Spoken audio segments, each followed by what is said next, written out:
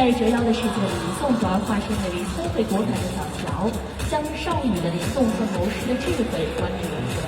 刘宇宁则塑造了外冷内热的魏少，将霸主的权威和内心的柔软细腻的呈现。从相看两遍到相知相守，他们以宿命般的牵绊，勾勒出了爱情的动人模样。欢迎二位，欢迎二位，请面向我们媒体区拍照。